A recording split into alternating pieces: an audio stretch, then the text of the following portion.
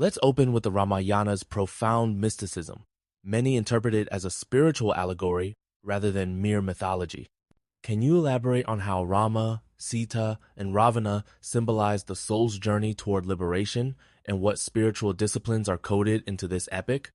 Absolutely. The Ramayana uses its characters as archetypes for the soul's evolution. Rama symbolizes the aspiring soul, Sita represents the intuitive intellect, and Ravana stands for ignorance, or avidya. The forest, or sasara, is the world process where the soul practices sadhana, spiritual discipline befriending purity, vibhishna, harmonizing the senses, monkeys and bears, and ultimately conquering darkness.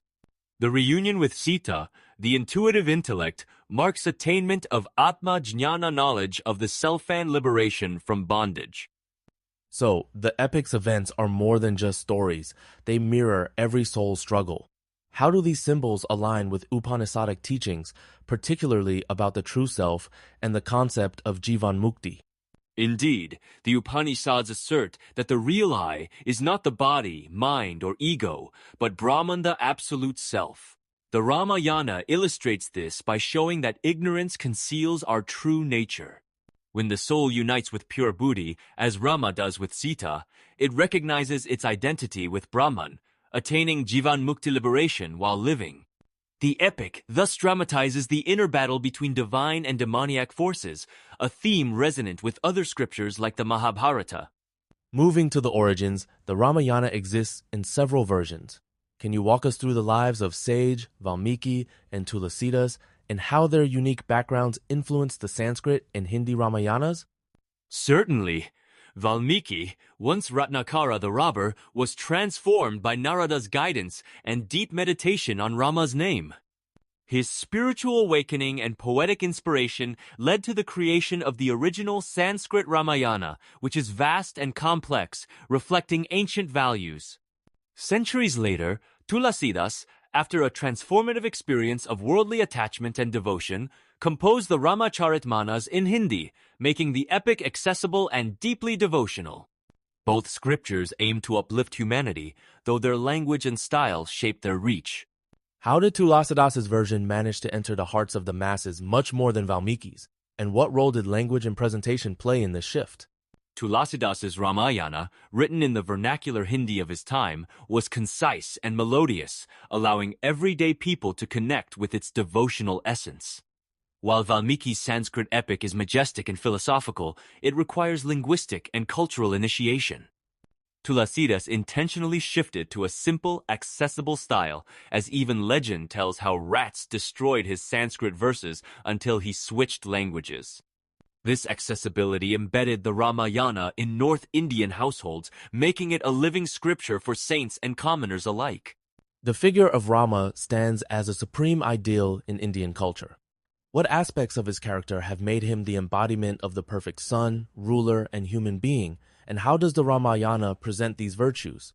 Rama is portrayed as the paragon of dharma righteousness in every role, a devoted son, steadfast husband, loyal brother, and just king. His reign, Rama Rajya, is depicted as the ideal state, blending wisdom and virtue. The epic highlights not just Rama's heroism, but his compassion, humility, and unwavering commitment to truth. Each supporting character, Sita's purity, Lakshmana's devotion, Bharata's loyalty, reinforces these ideals, offering a blueprint for spiritual and ethical living that has resonated for centuries. How does the Ramayana's focus on bhakti devotion shape its message about overcoming sorrow and achieving liberation? The Ramayana interweaves paths of devotion, knowledge, and action, but bhakti shines as the principal means for spiritual ascent. Both Valmiki and Tulasidas use narrative to show that loving surrender to God through listening, chanting, and living in harmony with Rama's example purifies the heart and dissolves ignorance. The epic's progression, from worship of God with attributes to realization of the formless absolute, guides aspirants toward liberation through ever-deepening devotion.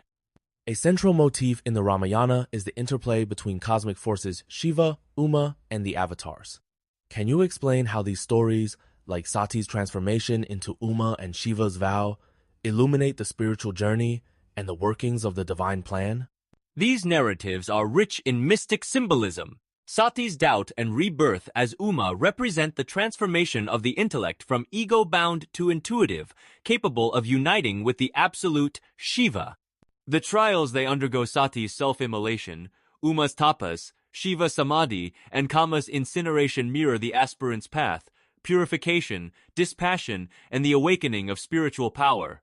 Their union births wisdom, depicted as Subramanya slaying ignorance, Taraka, illustrating how only intuition born of divine union can transcend worldly bondage. How do these mythic cycles, especially the burning of Kama in the marriage procession, reflect stages of inner evolution for a spiritual aspirant? Kama's destruction by Shiva signifies the transcendence of desire through brahmacharya and self-realization.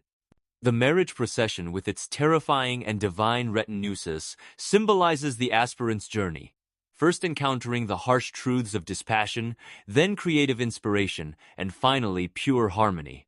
The soul's ascent is mirrored in Kundalini Yoga, where the union of Shiva and Uma at the Sahasrara represents liberation.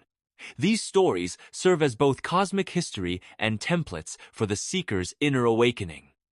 Let's set the scene. The monkeys and bears have just heard from Sampati that Sita is in Lanka, yet none feel capable of crossing the vast ocean except Hanuman, who remains silent. Can you walk us through Jambavan's crucial role in this moment? Absolutely. Jambavan, the wise elder, directly addresses Hanuman, reminding him of his divine lineage and immense, forgotten powers. He recounts Hanuman's childhood feats like leaping for the sun, being struck by Indra, and receiving invulnerability from the gods. Jambavan explains that a sage's curse made Hanuman forget his strength until it was needed for a divine mission, which is now. So Jambavan's words don't just encourage Hanuman, they actually trigger a profound awakening. What happens internally and externally for Hanuman at this point? Jambavan's reminder acts as a catalyst. Hanuman suddenly recalls his true nature, and his latent power floods back. Internally, it's the awakening of spiritual strength Atmabala that transcends all obstacles. Externally, Hanuman expands into a radiant, mountain-like form, roaring his readiness to leap across the ocean and fulfill Rama's mission. Jambavan then guides him to focus on locating Sita and returning, leaving Rama's glory to unfold. After Hanuman's powers are awakened, he prepares for his legendary leap across the ocean, but beyond the physical feat, Sundarakanda is considered the heart of the Ramayana. What's the deeper significance of Hanuman's leap and the events that follow? Sundarakanda, literally the beautiful chapter, is rich in spiritual symbolism. Hanuman's leap marks the soul's unstoppable urge for liberation, pure devotion propelled by sadhana shakti or spiritual discipline. His journey is the aspirant's crossing over the ocean of ignorance. Each obstacle, like Mainaka mountain offering rest, Surasa's test, and Simhani's shadow gripe, reflects the temptations, ego challenges, and unconscious fears that seekers must transcend through effort and humility. That's fascinating. For instance, when Mainaka offers Hanuman rest, he declines and presses on. What does this episode teach about the spiritual path?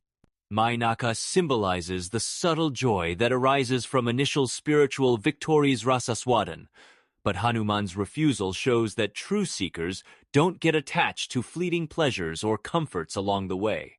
The real rest comes only in union with the self. So, Hanuman's unwavering drive reminds us, don't pause or regress until the ultimate goal is reached. And when Hanuman outwits Surasa and destroys Simhani, it's not brute force, but a blend of self-effort and surrender. These episodes encapsulate the Bhakti ideal, humility, adaptability, and one-pointed focus on the divine mission. Once Hanuman enters Lanka, evading its guardians, he finally locates Sita in the Ashoka Grove. Can you unpack the emotional and spiritual importance of their meeting? Hanuman's discovery of Sita, meditating and grief-stricken yet unwavering in her devotion, is a moment of profound resonance. The Ashoka Grove, meaning sorrowless, becomes a sanctuary of steadfast faith amidst darkness. Hanuman approaches gently, first offering Rama's ring as proof of his authenticity, then recounting Rama's love and mission. This restores Sita's hope, demonstrating how spiritual insight, sadhana shakti, can reach even the most desolate part of the mind and rekindle faith. Sita, however, initially doubts the power of monkeys and bears to rescue her from the mighty demons. How does Hanuman address her skepticism? Hanuman reassures Sita by revealing his colossal golden mountain form, symbolizing the hidden potential within the devotee. This demonstration isn't just physical, it's a message that the divine, through devotion and spiritual discipline, can achieve the impossible. Sita is comforted and blesses Hanuman with unwavering devotion to Rama. And Hanuman's subsequent havoc in the garden, devouring fruit, uprooting trees, defeating guard serves as a metaphor for spiritual purification, doesn't it? Exactly. It represents the destruction of deep-seated illusions and negative impressions. The soul, once inspired by spiritual power, naturally cleanses itself of limiting tendencies, preparing the ground for liberation. After Hanuman's return, the narrative accelerates toward the climactic battle in Lanka. Let's discuss the fall of Ravana and what it signifies both historically and mystically. The battle is both an epic confrontation and an allegory for the soul's struggle against ignorance avidya. Ravana, with his 10 heads representing the 10 Indrayas, embodies ego and sensory bondage. Despite his regenerative powers, Rama ultimately destroys him by targeting the nectar hidden in his navel, symbolic of uprooting karma granthi, the deepest knot of ignorance at the Manipura chakra. Only when the root cause is severed can true freedom be attained.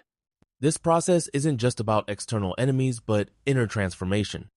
The final arrows, Rama's intellect and divine thoughts, return to the purified, Chitta, demonstrating that spiritual realization is a self-sustaining, self-purifying cycle. Exactly. The mystic meaning is that when the seeker's will, discipline, and grace align, all latent negative tendencies ashubha samskarasare incinerated. The intellect, now Dharma Ratha, chariot of virtue, melts ego and desire, allowing the soul to merge with the absolute. The victory over Ravana is the soul's triumph over the binding illusions of the world. And with Ravana's fall, Vibhishna is crowned, symbolizing the rule of sattva purity and divine impressions within the psyche. It's not just the end of a tyrant, but the dawn of inner harmony and true kingship of the self. After victory, Rama returns to Ayodhya, and the era of Rama Rajya begins. Let's explore this return, Hanuman's unique devotion, and the ideal it represents for individuals and society. Rama's coronation and the joyous homecoming symbolize the soul's return to its true nature unity with the Absolute.